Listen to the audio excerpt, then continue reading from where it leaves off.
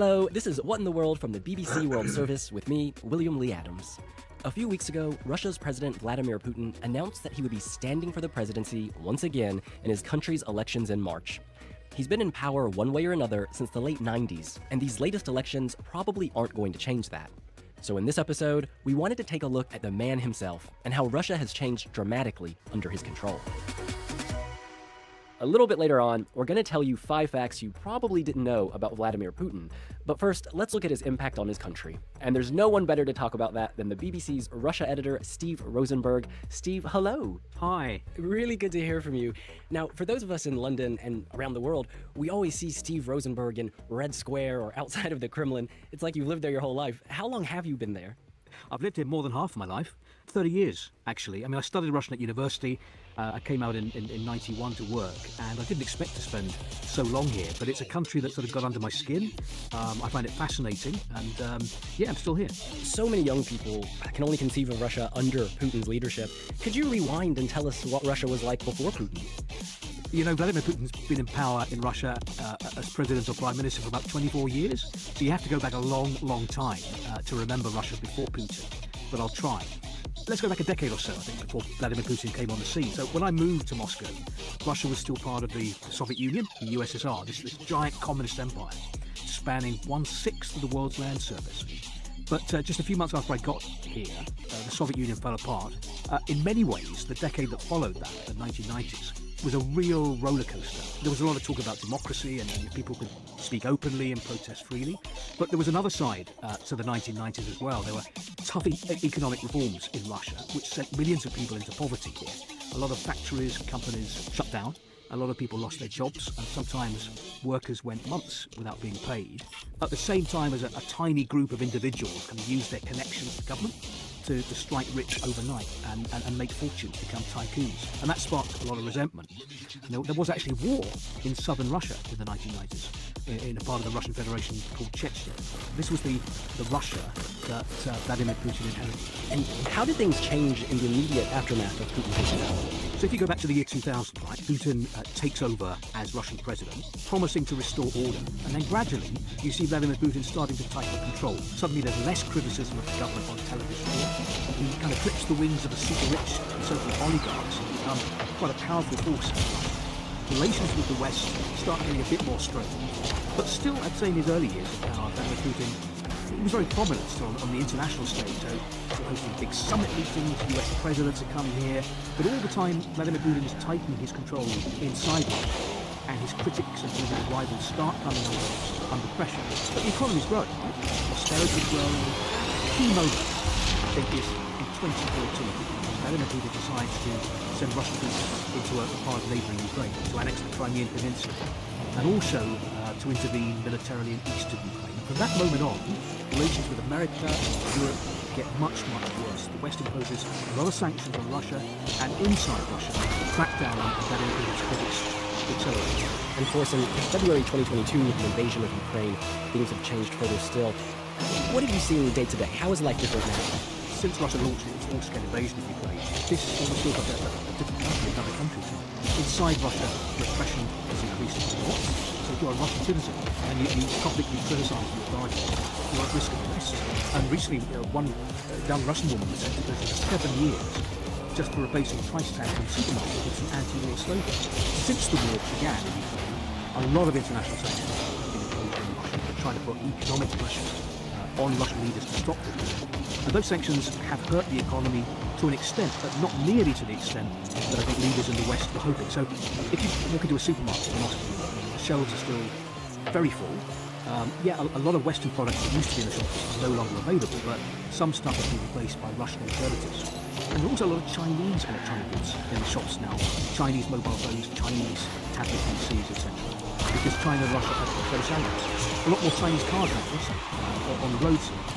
Yes, inflation is high, prices are rising, but so far sanctions haven't caused the Russian economy to collapse. In fact, there's going to be economic growth probably this year. And is there any sense of discontent? It's an interesting question. I wouldn't say Russians are happy. Happy is not the right word.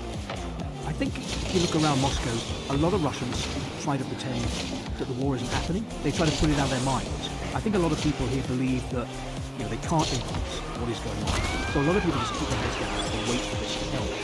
And do you know what? I think for many Russians, this is a war taking place on their TV screens.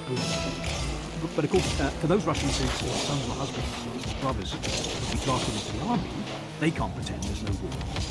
That's impossible. I'd also say this, there are still a lot of Russians who are willing to accept what their government is doing. In other words, that Russia's in the right, that Russia's protecting itself, that Russia's a peace-loving country, because I think it's easier to get through life when you believe that your country is in the right and doing the right thing. And Steve, is there any generational divide in how people perceive Putin? I think there is. Yeah, I think you'll find when you speak to older Russians, you hear more praise of Vladimir Putin from the older generation. Because when he talks about the need to restore order, when he reminds Russians of the crazy 1990s, how important it is to have a strong country, that strikes a chord particularly with the older generation. Younger Russians, perhaps not so much. From our chat, it's pretty clear that Putin's concerned with image. And I did a quick Google, and we can extend back in a literal way. A lot of folks say his face hasn't really changed very much lately. If you type in Putin and Botox, there are all these articles of Australian cosmetic doctors saying he needs to lay off the filler. And it all sounds silly, but I'm really curious. Has he had Botox? I have absolutely no idea. Absolutely no idea. And there are so many rumors about Vladimir Putin. You go on social media, about his health, and you simply don't know what's true and what isn't. But the point is that because the system, the political system in Russia is built around one man, Vladimir Putin, and has been done so over the last 25 years, whenever there are questions about his health or his appearance, people take notice. Someone said to me a few months ago, when Putin sneezes, Russia shudders. And off the back of those rumors, what happens next? What happens to Russia if Putin passes away? That is the 50 trillion ruble question, isn't it? I mean, the official answer to that is, according to the Russian constitution, the Prime Minister becomes acting president for 3 months, and then there are new elections. What actually would happen, we don't know. Whether there'd be a power struggle, a fight for power. And I'd love to know whether there is some plan locked away in Vladimir Putin's safe at home about, what happens post-Putin. He has been such a powerful figure in Russia. He's been in power longer than the Soviet dictator Joseph Stalin. What happens when this figure disappears from the political stage? We don't know. So as Steve said, Russia is very much tied to Vladimir Putin personally, and as a result, there's a certain fascination with him inside and outside of his country. With that in mind, let's see if we can find out a bit more about it. I've got Alex Rhodes from the What in the World team here in the studio now, and he's got 5 facts you probably didn't know about Vladimir Putin. Hello, William. How are you doing? Okay. Hello, hi. So, fact number 1. Vladimir Putin used to be in the KGB. Now, the KGB was that intelligence service for the Soviet Union. You probably know them from fighting James Bond in some of the old James Bond movies. He joined straight after finishing university. He spent some time deployed in East Germany, recruiting people who may have travelled abroad as spies. Weirdly, he might have spent some time in New Zealand as well.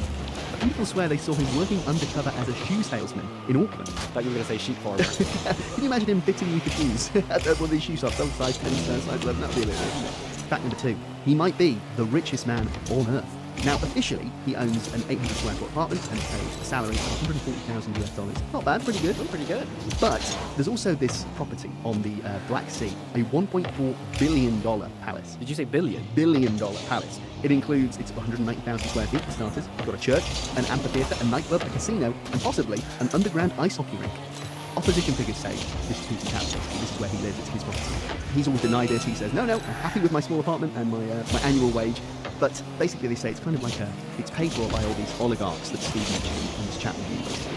That when Putin asks, you basically say yes, that's all this important. So again, as he said, he completely denies this, but it's a bit odd that no one seems to know who lives in this massive mansion. I bet he has a finely curated selection of shoes. Going back to point number 1. That's true, he probably always gets the right shoe pick, doesn't he? He's been nominated for a Nobel Peace Prize 2 times. Now, you can say a lot about Vladimir Putin, but Nobel Peace Prize doesn't always spring to mind straight away. So the first time was in 2013. He was nominated by a member of the Russian parliament, would you believe it? This was for his role in the Syrian conflict. Now, the person who nominated him said basically he did all he could to stop a US invasion of Syria and help resolve it. However, there was a UN report saying that Russia committed war crimes in Syria. Russia's obviously denied all this as well. He was also nominated in 2020, but we don't actually know why. So normally with this kind of Nobel Peace Prize process, you don't learn who's been nominated until 50 50 years later. However, it always leaks, basically. People always end up knowing who's on it. So, yeah, he didn't win. He didn't win either time. I'd love to be in that committee. Yeah. Fact number 4, there is a warrant out for his arrest. It's not shoplifting or anything like that. It's a much higher scale thing. So in March this year, the International Criminal Court issued a warrant for his arrest. It relates to the forced deportation of Ukrainian children to Russia, where many have been adopted by Russian families. They said that they had reasonable grounds to believe that Mr. Putin bears individual criminal responsibility. Again, he denies all this, Russia denies all this. Now, Russia doesn't actually recognise this court and won't extradite its citizens, so no one's going to clap handcuffs on him anytime soon in Russia. However, in the countries that do, there is an obligation if people who are wanted by the International Criminal Court land in your country, you are technically supposed to arrest them. Hasn't happened yet, probably not going to happen in the future, but there is a warrant. And the final fact, and my favourite one I think, he hosts an annual call-in show. It always happens around the end of the year. He didn't do it in 2022, following the invasion of Ukraine, but it did happen in 2023 on December 14th. You couldn't really miss it. It was carried live by all the main Russian TV channels, and this time it was also combined with a sort of annual press conference he does as well, so there was a load of journalists in that room too. It went on for 4 hours. Reportedly, 2 million questions were submitted. Of course, he's quite careful about which ones he actually answers. This year he got a question from an AI version of himself. Take a listen to this. Как вы относитесь к тем опасностям, которые несет в нашу жизнь искусственный интеллект и нейросети? Спасибо. How's your Russian, William? Not. Well, basically the AI double of himself was asked him, what's your opinion on AI? And he said, you can speak like me and use my pitch, but only one person can use my voice, and that's going to be me. Quite an ominous answer to a fairly light-hearted question. Sounds threatening. And our mate Steve Rosenberg was one of those journalists in the room. He sat there for 4 hours, had his hand up the entire time. Vladimir Putin didn't. Well, we love you, Steve. Alex, thank you so much. There is, of course, more to Russia than just one man, so we're going to leave you with Steve explaining what it is about the country he loves so much and why he's stuck around for 30 years. Thank you very much for listening to this episode of What in the World? Happy New Year. There is so much here, from the Caucasus Mountains to the Russian Arctic. There is Siberia, so many incredible places. And I've met incredible people who would give you their last tomato that's in their fridge, you know. I've had times where I've spent the evening drinking vodka with Russian miners who sort of bared their souls to me. Offended pretty badly, but for me, I had to say anything under the table. But even after 30 years, I haven't learned to take my vodka. I think you can love a country, but at the same time, criticise the government. That's a fair thing to do. So I'm fascinated to know how this is going to end and what the consequences are going to be.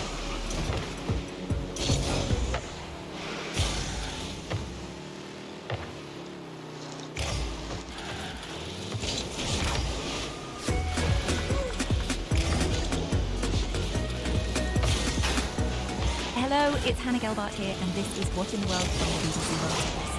Today, we're talking about relationships, marriage, and having kids. In China, the government's putting pressure on younger people, especially women, to settle down and have more babies. In some areas, couples are being offered around $100 as a reward if the bride is 25 years old or younger. There's also a state-sponsored dating app, kind of like Tinder, but run by government officials. And this is because China's birth rate has hit an all-time low. Some women are not impressed by these government matchmaking schemes. So when it comes to fixing China's population, is it fair to put it all on women? I'm going to be asking our guests whether China's population is predominantly a women's rights issue. And stay tuned to the end where you'll hear why this matters to the rest of the world. I've been chatting to Fan Wang, a BBC journalist in Singapore. Hi, Hannah. Hi, lovely to speak to you. We are chatting because you've written this fantastic article about blind dates in China.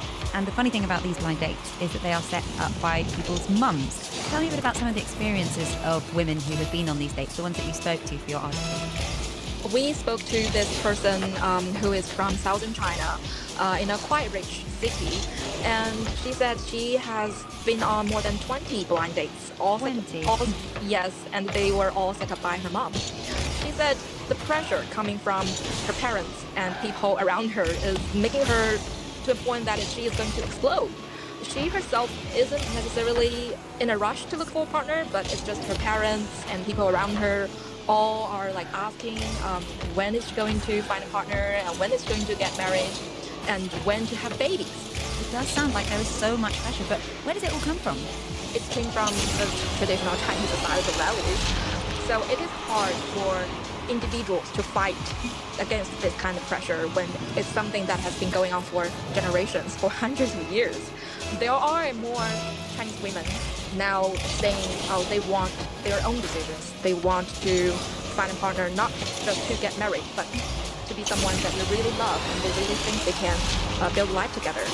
But you can imagine it is very challenging for those women. Yeah, because it's hugely personal. But the interesting thing is in China, it's also a little bit political, isn't it? Because China's population has fallen for the first time in 60 years. Its fertility rate has dropped to a record low. Is there more wider societal pressure, not just kind of the cultural pressure on women to marry? Well, right now, asking young people to marry is not just a task to their parents, it's also a task to Chinese officials, because the Chinese government and the Communist Party have said it is a very pressing issue for the whole country. And the Chinese President Xi Jinping himself has said, make sure people can get married, can have kids, can form families, is one of the priorities, should be one of the priorities of the party. One thing that makes China unique when it comes to population, and something we touched on earlier, is the legacy of its one-child policy. We're going to hear from someone who's written a whole book about it, but first I asked Anne to outline why the policy was first introduced and how it is enforced. China's one-child policy started in 1980s. It started when the government and the Communist Party had become increasingly wary of the cost that a fast-growing population could put on a slow economy. Because back then, China was just opening up to the world, the economic growth was still quite slow, so they wanted to limit the population so they can achieve their ambitious goals. And for decades since then, it has become such dominating policy that it has seen women around the country going through forced abortion if they have more than one child. The idea is every family can only have one child, but they really depended on which area we're in, because in some areas where the policies were lax, people could find themselves having more, and in some areas where it was enforced very strictly, the cost for individual families were quite high. I'm just going to do a recap, right? So China had a slow economy and a large population. They cut down the population and introduced the one-child policy. Now they're trying to reverse that. They don't have enough children. The economy's growing. They want more babies. Overall, do you think that what's going on with China's population is essentially a women's rights issue? It certainly is a women's rights issue in a lot of ways, because women is being targeted in this round of campaign in China to get married, to have children, while men's roles in marriage and parenting has not been talked a lot. So in that sense, you can say, yes, it is women's rights issue in China, but I don't think that is being addressed as a women's rights issue in China, given the political situation. Anne, thank you so much. Nice speaking to you. I've also been chatting with Mei Fong, who's based in the US and works for the NGO Human Rights Watch. Hi, Mei. Hi, how are you? Mei's grandparents are from China. She grew up in Malaysia, but through her research, she knows loads about what it's like to be a woman in Chinese society. So I am one of 5 girls, and the reason why we had so many girls is because my father really wanted a son. My father himself was, I think, he was the 16 out of 18 sons in his family, and we were very proud of that fact because it's all boys, boys carrying the family legacy. So from a young age, I was very raised to sort of, feel apologetic for being a woman, a girl. My mother was very apologetic for giving birth to so many girls, and every time we had family gathering, people would be like, all these aunties would be like, oh, how did you give all these girls? You're lucky you weren't born in the old country because you would be put out at a village well or given away or something else. Fan told us earlier a bit about China's one-child policy, and Mei has written a book called One Child, the story of China's most radical experiment. So I'm curious to hear from her what she thinks the policy's legacy is and how it continues to impact Chinese society and women's rights. Well, in short, it's made China's population too old, too male, too few. Because they have restricted family sizes for a long time, for over a generation, the country has more single men than all the population of Australia. That's like 30 million. And by 2050, it's going to have a retiree population that's larger than all of Europe. And because there was a preference for boys in China, and because most families could only have one child, many of them picked boys. So there are not enough girls. Because of all of this, you have called on the Chinese